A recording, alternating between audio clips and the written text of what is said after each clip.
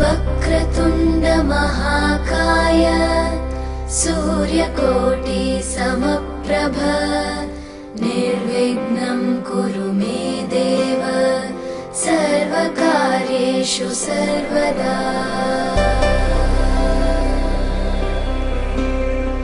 वक्रतुण्ड महाकाय सूर्यकोटि समप्रभ निर्विघ्नं कुरु मे देव सर्वकार्येषु सर्वदा।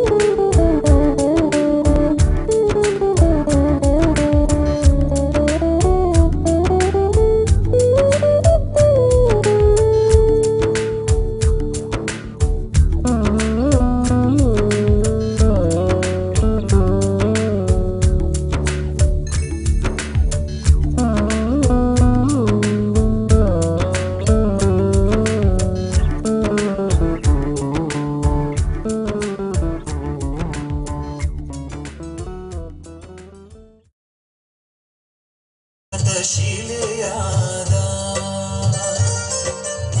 ಮೂಲ ಶಂಕರನಾಗಿ ತುರುವೆ ಕೆರೆಯ ಬೆಳಗುಬ್ಬ ಬೆಳಕಾದ ಕಲ್ಪತರುನಾಡು ತಿಪಟೂರಿನಲ್ಲಿ ನಿಂತ ಮಲ್ಲಿಕಾರ್ಜುನ ತೀರ್ಥರೂಪದಲ್ಲಿ ಶಿಲೆಯಲ್ಲಿಯೂ ಶಿವನೇ ಅಂತರ ಸಗ್ಗವಾದ ಎಡೆಯೂರಲ್ಲಿ ಸಿದ್ಧಲಿಂಗೇಶ್ವರನಾದ ನಿಡುಗಲ್ಲ ಮಲ್ಲಿಕಾರ್ಜುನ ಶಿರಾದಲ್ಲಿ ಶಿವನಾದ ಶಂಕರನಾರಾಯಣ ಹರಿಹರದಲ್ಲಿ ಹರಿಹರೇಶ್ವರನಾದ ಕಬ್ಬಿಣದ ದೀಪಗಳೇ ಕಾವ್ಯದಲ್ಲಿಯೂ ಶಿವನೇ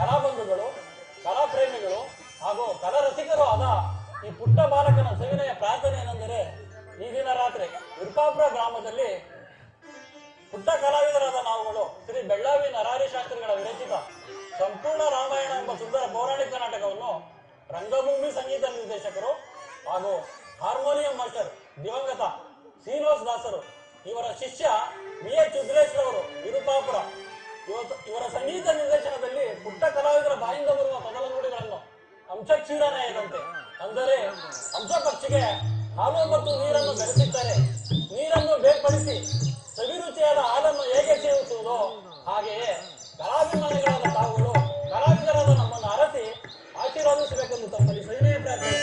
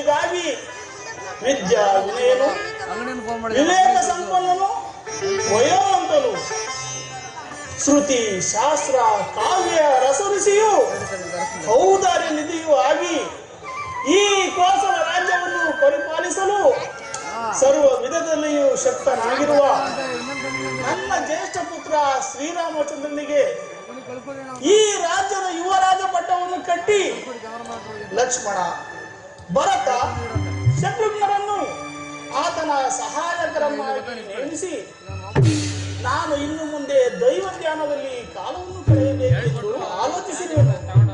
ಇದಕ್ಕೆ ನಿಮ್ಮ ಅಭಿಪ್ರಾಯವೇನು?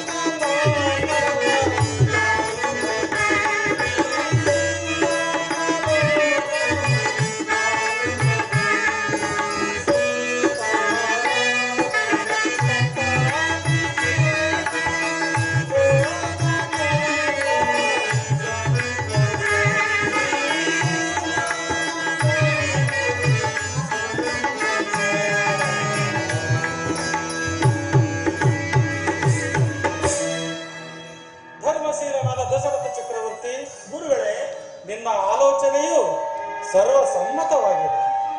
ಸಕಲ ಸದ್ಗುಣಗಳ ಗಡಿಯಾದ ಲೋಕಾಭಿರಾಮನು ರಾಜ ರಾಮನಾಗಲು ಸರ್ವರಿಗೂ ಸಂತೋಷವಲ್ಲದೆ ಬೇರೆಯುಂಟೆ. ಬಹಳ ಸಂತೋಷ ಗುರುಗಳೇ.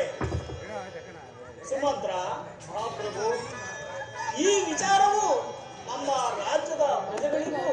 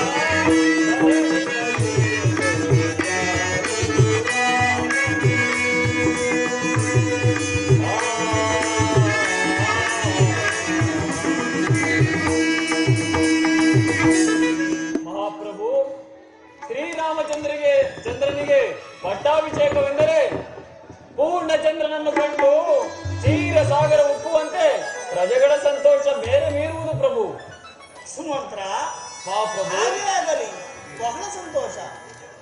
ಗುರುಗಳೇ, ಹಾಗಾದರೆ ನನ್ನ ಶ್ರೀರಾಮಚಂದ್ರನ ಪಟ್ಟಾಭಿಷೇಕಕ್ಕೆ ತ್ವರಿತವಾದ ಶುಭ ಲಗ್ನವೊಂದನ್ನು ಕೂಡಲೇ ನಿಶ್ಚಯಿಸಿ. ಆಗಬಹುದು ಮಹಾರಾಜ.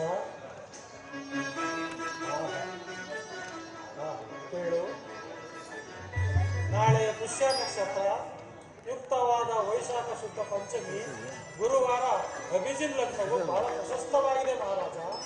ಹಾಗೆ ಆಗಲಿ ಗುರುಗಳೇ.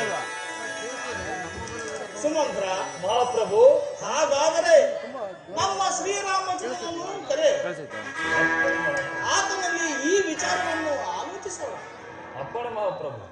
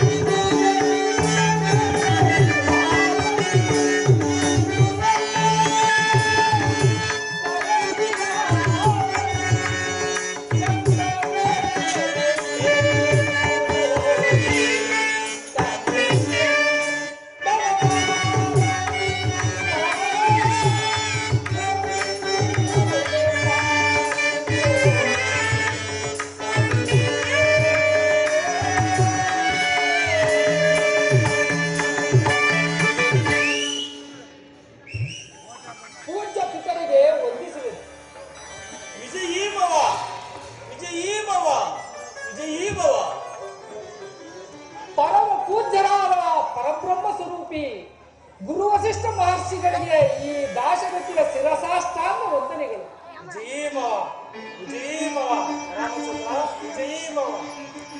ಜನಕ,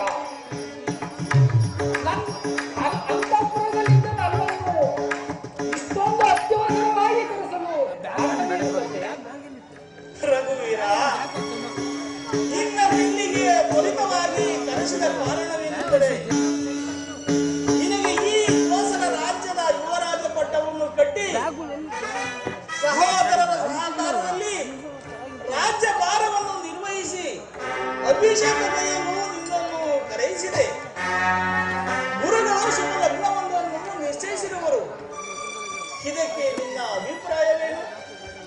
ಬಹಳ ಸಂತೋಷ ಜನಕ. ಆದರೆ ಹಿರಿಯರ ತಮ್ಮ ಆಜ್ಞೆಯನ್ನು ಶಿರಸಾವಹಿಸಲು ನಾನು ಸದಾ ಸಿದ್ಧ.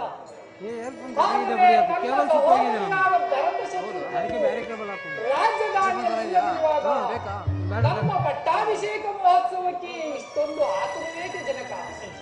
ರಾಮಚಂದ್ರ, ದೈವ ಪ್ರೇರಣೆಯಿಂದ ನನ್ನ ಮನಪೂರ್ವಕವಾಗಿ ಆಲೋಚಿಸಿರುವನು. ಒಂದು ಮಾತು, ತಂದೆಯಂತೆ ತಿಳಿದಿರುವ ನಿನ್ನನ್ನು ತಮ್ಮಂದಿರೆಂದಿಗೂ ಅಸಮಾಧಾನ ಗೈಯರು. ಸಂಧ್ಯೆಯನ್ನು ಕುಳಿತು ಸಮ್ಮತಿಸು ಸೀತಾಪತಿ. ಜನಕ, ಹಿರಿಯರ ಆಜ್ಞೆಯನ್ನು ನಿರಾಕರಿಸುವ ಮಹತ್ ಕಾರ್ಯಕ್ಕೆ ಈ ರಾಮನೆಂದಿಗೂ ಪ್ರಯತ್ನಿಸಲಾರ. ತಮ್ಮ ಆಜ್ಞಾ ಪರಿಪಾಲನೆಯೇ ನನ್ನ ಪ್ರಥಮ ಕರ್ತವ್ಯ. ತಮ್ಮ ಇಷ್ಟದಂತೆ ಆಗಲಿ ತಂದೆಯೇ. ಗುರುಗಳೇ, ನನ್ನ ರಾಮಚಂದ್ರನು ನನ್ನ ಪ್ರಾಣಾಧಿಕನು ಪಟ್ಟಾಭಿಷೇಕಕ್ಕೆ ಒಪ್ಪು ಬಿಟ್ಟನು.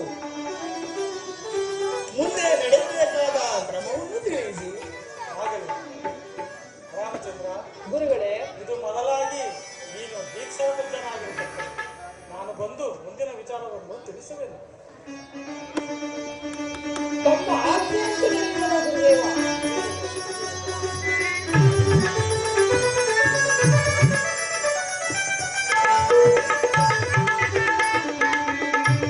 ಸುಮಂತ್ರ, ನಮ್ಮ ರಾಮಚಂದ್ರನ ಪಟ್ಟಾಭಿಷೇಕದ ವಿಚಾರವನ್ನು ಡಂಗೂರದ ಮೂಲಕ ಪ್ರಕಟಿಸುವಂತೆ ತಿಳಿಸು. ಆಗಬಹುದು ಮಹಾಪ್ರಭು. ಅದು ಅಲ್ಲದೆ ನಮ್ಮ ಅಯೋಧ್ಯ ನಗರದ ರಾಜ ಬೀದಿಗಳನ್ನು ಮನೆ ಮನೆಗಳನ್ನು ತೊಳಿರು ತೋರಣ ಪುಷ್ಪಾದಿಗಳಿಂದ ಅಲಂಕರಿಸುವಂತೆ ತಿಳಿಸು. ರಾಮಚಂದ್ರನ ಪಟ್ಟಾಭಿಷೇಕಕ್ಕೆ ಸಕಲ ಸಾಮಗ್ರಿಗಳನ್ನು ಸಿದ್ಧಪಡಿಸುವುದಲ್ಲದೆ ಅಯೋಧ್ಯೆಯ ಸರ್ವ ಪ್ರಜೆಗಳನ್ನು ಆಹ್ವಾನಿಸು. ಸಾಮಂತ ರಾಜರಿಗೂ ಆಮಂತ್ರಣವನ್ನು ಕಳುಹಿಸು. ನಾನು ಈ ಸಂತೋಷದ ವಿಚಾರವನ್ನು ನನ್ನ ಪ್ರಿಯ ಸತಿಯರಾದ ಕೌಸಲ್ಯ, ಸುಮಿತ್ರ, ಕೈಕೇರಿಗೆ ತಿಳಿಸಿ ಸಂತೋಷ ಪಡುವೆನು. ಆಗಬಹುದು ಮಹಾಪ್ರಭು.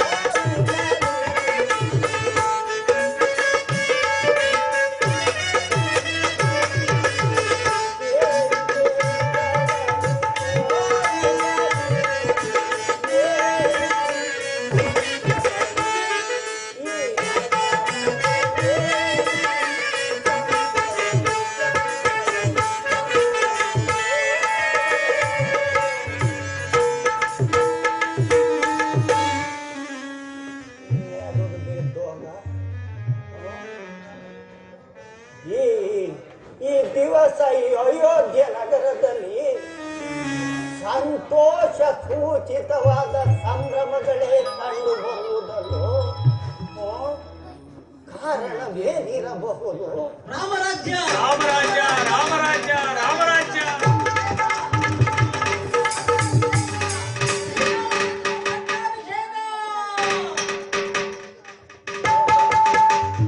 ಮಲಯಾಳ ಕೂಕೊಂಡು ಹೋಗ್ತಿರಲ್ಲ. ರಾಮಚಂದ್ರನ ಪಟ್ಟಾಭಿಷೇಕನು ಕೈಕೆಗೆ ಕಷ್ಟ ಬಂತಲ್ಲೋ. ರಾಮಚಂದ್ರ ನನ್ನನ್ನು ಗೂನು ಬೆನ್ನಿನವಳೆಂದು ಹಾಡಿಕೊಳ್ಳುತ್ತಿದ್ದೆ ಎಲ್ಲವೇ. ನಿನ್ನ ಪಟ್ಟಾಭಿಷೇಕ ಹೇಗೆ ನಡೆಯುವುದೋ ನೋಡುವೆ. ತಡಬೇಕೆ, ಈಗಲೇ ನಮ್ಮ ರಾಣಿಯ ಮಂದಿರಕ್ಕೆ ಹೋಗುವುದು. ತಿಳ್ಕೊಂಡು ಹೋಗೋದು ನೋಡು ನನ್ನ ಗಡ್ಡೆ.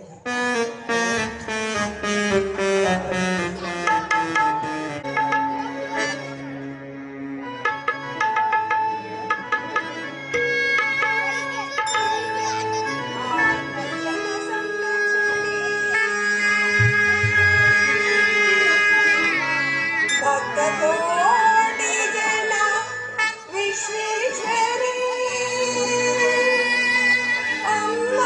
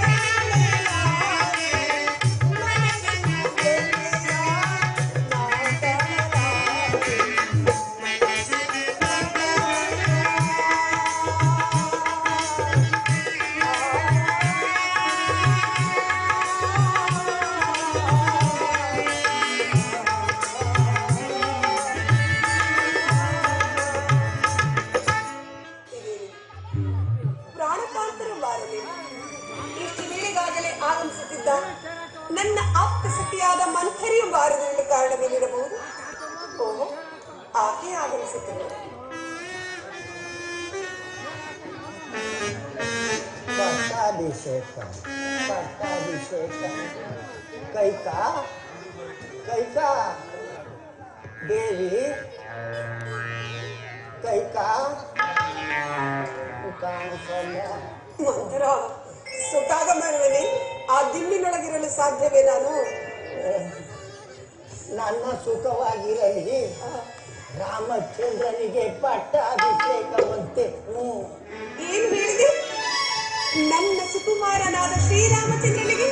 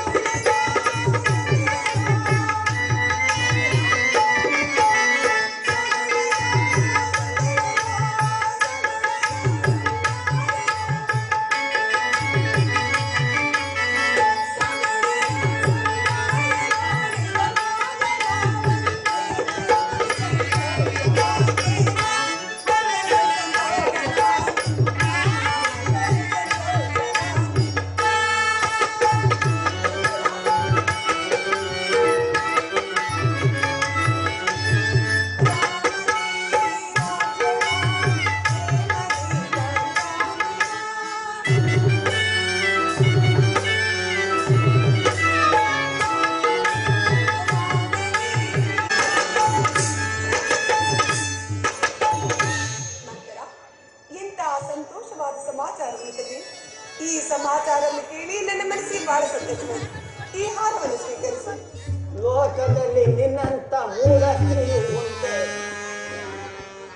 ಸರ್ಪದ ನೆರಳಿನಲ್ಲಿ ವಾಸಿಸುವ ಮಂಡೂಕವು ತನಗೆ ಬರುವ ಕೇಡನ್ನರಿಯದೆ ಸಂತೋಷಿಸುವಂತೆ ಆನಂದ ಪಡುತ್ತಿರುವಳು.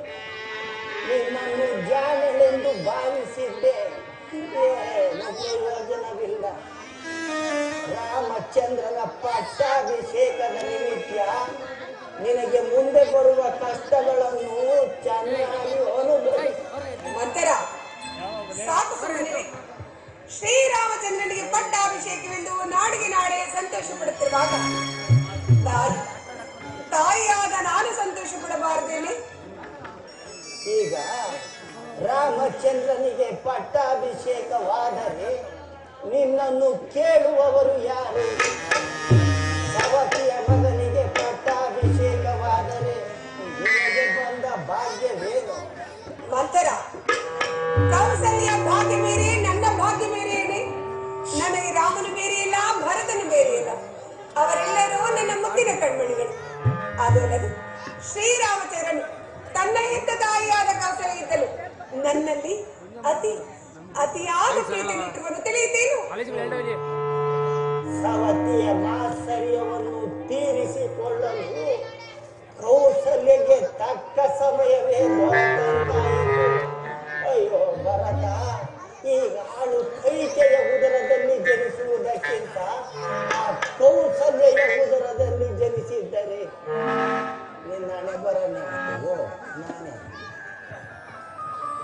ಇಷ್ಟೆಲ್ಲ ಹೇಳಿದೆಯಲ್ಲ, ಈ ರಾಮಚಂದ್ರನ ಪಟ್ಟಾಭಿಷೇಕದ ವಿಚಾರವನ್ನು ನನ್ನ ಹೊರತು ಬಿಟ್ಟು ಯಾರಾದರೂ ಬಂದು ತಿಳಿಸಿದ್ದರೆ ಅದು ನನ್ನ ಇಲ್ಲವಲ್ಲ. ಈ ವಿಷಯವನ್ನು ನಿನ್ನ ವಿನಃ ಮತ್ತಾರು ತಿಳಿಸಲಿಲ್ಲ. ನನ್ನ ಪ್ರಾಣಕಾಂತರು ಸಹ ತಿಳಿಸಲಿಲ್ಲ. ಸದೃವಾಗಿ ಸಿಕ್ಕಿದ್ಯಾ ಬಿಟ್ಕೊಂಡು ನೀನೇ ಯೋಚಿಸು. ನಾನೇಕೆ ಹೇಳಿ ನಿಷ್ಠುರಳಾಗಬೇಕು? ರಾಮಚಂದ್ರನಿಗೆ ಪಟ್ಟಾಭಿಷೇಕವಾದರೆ ರಾಮಚಂದ್ರನು ಅಯೋಧ್ಯೆಯ ರಾಜನಾಗುವನು. ಅದರಿಂದ ನನಗಾಗುವ ತೊಂದರೆ ಏನು? ಕೌಸಲ್ಯ ರಾಜಮಾತೆಯಾಗುವಳಲ್ಲ.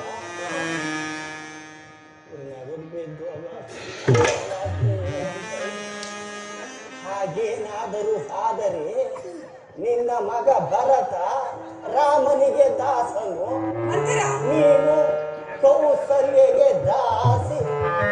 ಏನು ಏನು ಹೇಳಿದೆ? ನಾನು ಕೌಸಲ್ಯ ದಾಸಿ ಆಗಬೇಕೇನು? ಅಂದರೆ ನನ್ನ ಕಾಂತನ ನನಗೆ ಮೋಸಗೈಯುತ್ತಿರುವರು. ಗೈಯುವುದೇನು ಮಾಡೇ ಇರುವನು. ಎಂಥ ಮೋಸವಾಯಿ! ಯಾರನ್ನು ನಂಬಲಿ, ಯಾರನ್ನು ಬಿಡಲಿ? ನನಗೆ ದಿಕ್ಕೇ ತೋರಿದಂತಾಗಿರೋದು. ಮಂಥರ, ಈಗ ನಾನೇನು ಮಾಡಲಿ? ನಾನಿಲ್ಲವೇ? ನಾನು ಹೇಳಿದಂತೆ ಮಾಡಿದರಾಯಿತು. ಏನು ಮಾಡಲಿ? ನಾನು ಹೇಳಿದಂತೆ ಮಾಡಿಬೇಕೋ? ಕೇಳಲಿಲ್ಲ ಅಂದ್ರೆ ಬಿಡೋರ್ಯಾರು?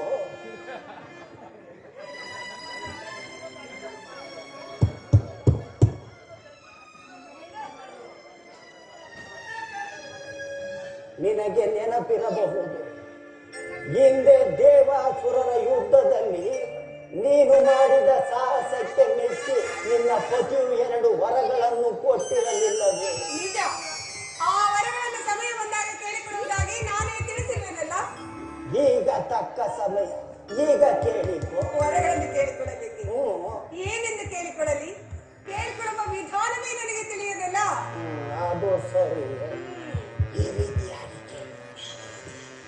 ಮೊದಲನೇ ವರಕ್ಕೆ ಈಗ ನಡೆಯಬೇಕಾಗಿರುವ ರಾಮಚಂದ್ರನ ಪಟ್ಟಾಭಿಷೇಕವನ್ನು ತಪ್ಪಿಸಿ ನಿನ್ನ ಮಗನಾದ ಭರತನಿಗಾಗಬೇಕೆಂತ ಹೇಳು. ಏನು ಹೇಳಿದೆ ನಂತರ?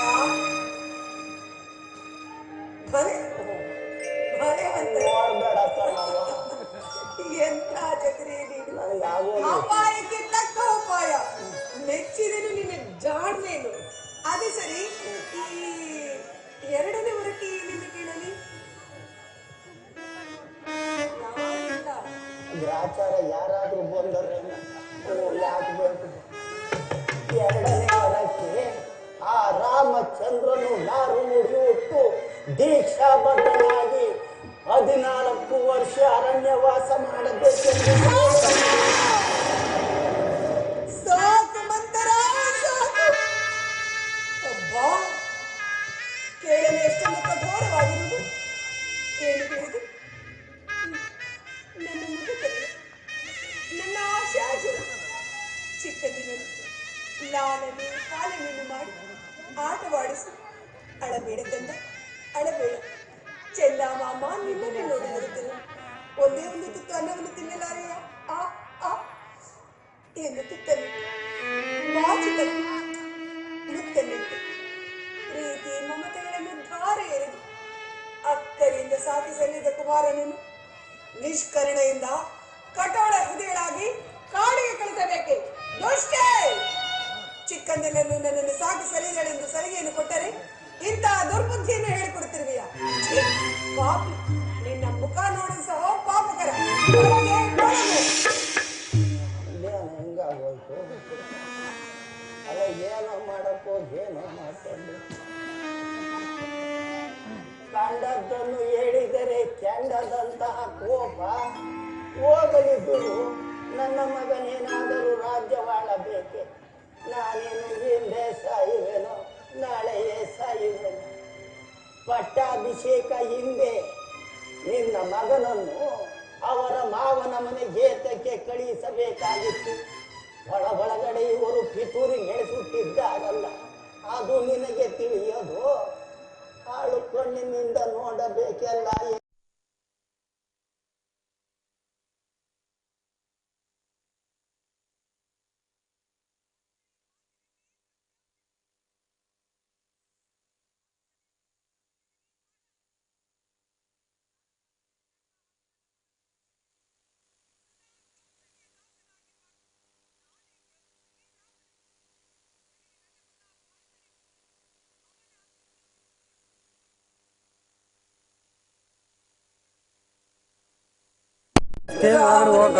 ಅತಿಯಾದ ಪ್ರೀತಿ ನನ್ನನ್ನು ಮೂಢನನ್ನಾಗಿ ಮಾಡಿಸಿ ನೀನು ಹೇಳಿದಂತೆ ಕೇಳುತ್ತೇನೆ.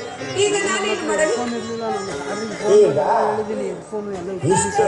ಎಷ್ಟು ಈಗ ಮಹಾರಾಜರಿಗೆ ಯಾರ ಮೇಲೆ ಬಹಳ ಪ್ರೀತಿ? ಮತ್ತಾರರು ನನ್ನ ಯೋಳಗಳ ನೋಡೆ ತಾಯಿ. ಮಹಾರಾಜರು ಅಂತಃಪುರಕ್ಕೆ ಬರುವ ವೇಳೆಯ ನರಿತು ಈ ರೀತಿಯಾಗಿ ಆಭರಣಗಳನ್ನೆಲ್ಲ ಕಳಚು ದಿಕ್ಕು ದಿಕ್ಕಿಗೆ ಬಿಸಾಡ. ಬಹಳ ಬೆಲೆಯಾಗಿರುವುದಿಲ್ಲ. ಕೆಲಸವಾಗಬೇಕು ಎಂದರೆ ಬಿಸಾಡಬೇಕು. ಕೇಶರಾಶಿಗಳನ್ನೆಲ್ಲ ಕೆದಡಿಕೋ, ಸಿಟ್ಟಿನಿಂದ ಮಲಗಿ. ಆಗ ನಿನ್ನ ಪತಿಯು ಬಂದು ನೋಡಿ ಗಾಬರಿಗೊಳ್ಳುವನು. ಮೊದಲೇ ವಿಚಾರವನ್ನು ತಿಳಿಸಿಯೇ ರಾಮನ ಮೇಲಾಣೆಗೂ ನಡೆಸುವೆಯೋ ಎಂದು ಭಾಷೆಯನ್ನು ತೆಗೆದುಕೋ. ನಂತರ ವರಗಳ ಮುಖ್ಯ. ಭರತನಿಗೆ ನಾನೆಲ್ಲ ತಾಯಿ, ನೀನು ತಾಯಿ. ಅವನ ಏಳಿಗೆಗಾಗಿ ಎಷ್ಟೊಂದು ಕಷ್ಟಪಡುತ್ತಿರುವೆ. ಒಂದು ಗೊತ್ತಾಗ್ತಿತ್ತು ಬಿಡು. ಈಗ ನಿನ್ನಂತವಳು ಊರಿನಲ್ಲಿ ಪಡಿದ್ದರೆ ಆ ಊರು ಉದ್ಧಾರವಾಗುವುದು. ಅಯ್ಯೋ ನನ್ನ ತಾಯಿ, ಏನು ಹೊಗಳುತ್ತಾವಳು ಬೈತಾವಳು. ಈಗ ಮಹಾರಾಜರು ಇದನ್ನೆಲ್ಲ ನಿನಗೆ ಯಾರು ಹೇಳಿಕೊಟ್ಟಿದ್ದು ಎಂದು ಗದರಿದರೆ ಏನು ಹೇಳಿ? ಅಯ್ಯೋ, ಮಂತರೇ ಹೇಳಿಕೊಟ್ಟು ನಾನು ಬುಡಕೆ ಬರೋಣ. ಒಂದು 2 ದಿನ ಇರೋಣ ಅಂದ್ರೆ ಹಂಗೆ ಮಾಡಿಬಿಟ್ಟಿಗೆ. ಮತ್ತೆ ನನ್ನ ವಿಚಾರವಿದೆ. ಬೇಡ. ಹಾಗೆ ನೀನು ಹೋಗಿ ಸೇವಿಕರಿಂದ ಸೇವೆ ಮಾಡಿ. ರಾಮನ ಪಟ್ಟಾಭಿಷೇಕವೇನೋ ನಿಂತು ಹೋದಂತೆ ಸರಿ. ಭರತನಿಗೆ ಆಗುವುದು ಹೇಗಾದರೂ ಆಗಲಿ. ನಾನೀ ಬಂದ ಕಾರ್ಯ ನೆರವೇರಿ ನಾನಿನ್ನು ಬರುವೆ. ಕಳ್ತಿ ಬಿಸಾಕ್ತಾವೆ. ಬರಲಿ ಆ ವೃದ್ಧರು, ತಕ್ಕ ಪಾಠವನ್ನು ಕಲಿಸುತ್ತೇನೆ.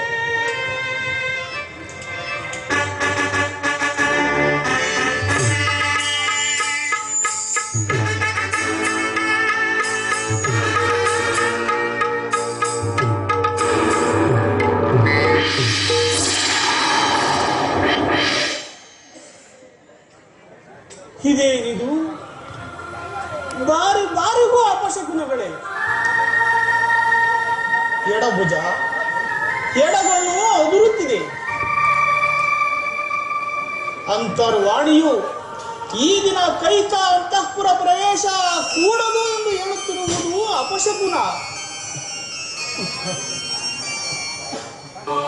ದೇವ ಮಂದಿರಕ್ಕೂ ಗುರುಗಳ ಆಲಯಕ್ಕೂ ಸ್ವಪತ್ನಿ ಗೃಹಕ್ಕೂ ಅಪಶಕುನವನ್ನು ಪರಿಗಣಿಸಬಾರದೆಂದು ಧರ್ಮಶಾಸ್ತ್ರವಿರುವುದು.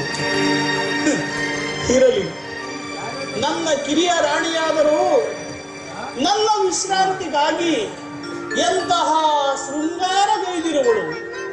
ಈ ಮಂದಿರವನ್ನು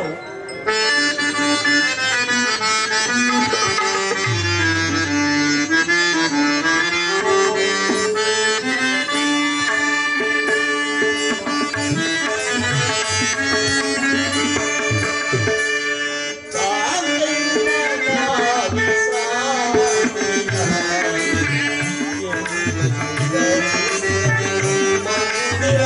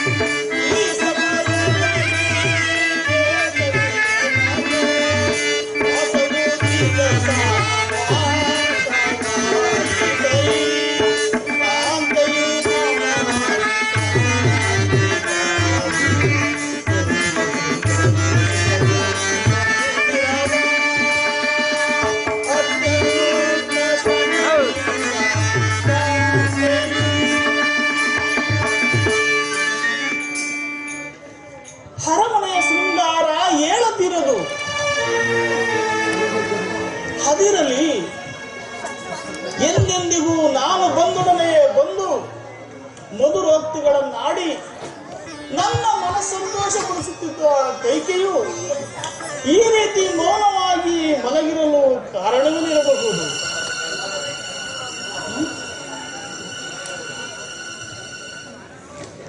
ಇದೇನಿದು? ನನ್ನ ಪ್ರಿಯ ಪತ್ನಿಯು ಆಭರಣಗಳನ್ನೆಲ್ಲ ತ್ಯಜಿಸಿ ಮೌನವಾಗಿ ಮಲಗಿರೋಳಲ್ಲ. ಕೈಕಾ, ಕೈಕಾ,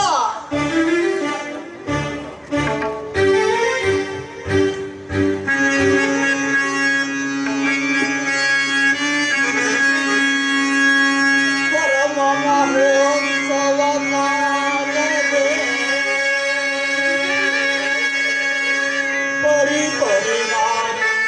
ಪರಿಪರಿಣಾನಂದದಿಂದಿರದೆ ದಂಗುರದಿಂದ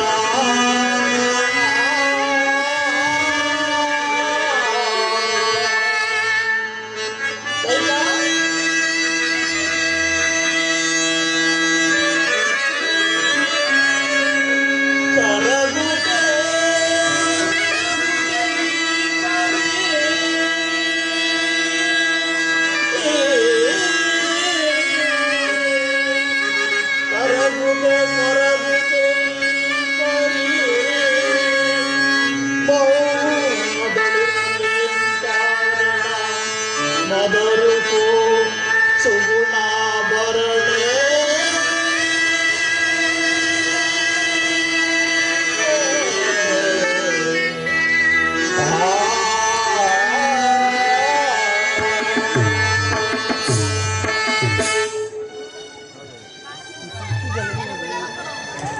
ಕೈಕಾ, ಕೈಕಾ, ಹೇಳು, ಏಕೆ, ಏನಾಯಿತು? ಈ ರೀತಿ ಮುಗ್ಧಳಾಗಿ ಮಲಗಿರುವೆಯಲ್ಲ, ನಿನಗೆ ಯಾರಿಂದ ಈ ದುಃಖಕ್ಕೆ ಕಾರಣವಾಯಿತು? ಬೇಗ ತಿಳಿಸು, ಹೇಳು ಪ್ರಿಯೆ. ಕೌಸಲ್ಯಾಮ್ಮನವರ ಈ ದಾಸಿ ಅಂತಃಪುರಕ್ಕೆ ಕೌಸಲ್ಯ ಮನೋಹರನೇ ಹೌದು, ನನ್ನ ಮುದ್ದು ಕೈಕೆಯ ಪ್ರಾಣ ಹೌದು. ಕೈಕೆಯ ಪ್ರಾಣಕ್ಕೆ ಹಂತಕರೆಂದರೆ ತಪ್ಪಾಗಲಾರದಷ್ಟೇ. ಕೈಕಾ, ಇದೇನು ಈ ಒಗಟಿನ ನುಡಿ? ಈ ಪ್ರಾಣಕಾಂತನಲ್ಲಿ ನಿನಗೆ ಯಾರಿಂದ ಈ ಕ್ರೋಧಕ್ಕೆ ಕಾರಣವಾಯಿತು? ಬೇಗ ತಿಳಿಸು, ಅವರಿಗೆ ರಾಜಶಾಸನದಿಂದ ತಕ್ಕ ಬುದ್ಧಿಯನ್ನು ಕಲಿಸುತ್ತೇನೆ.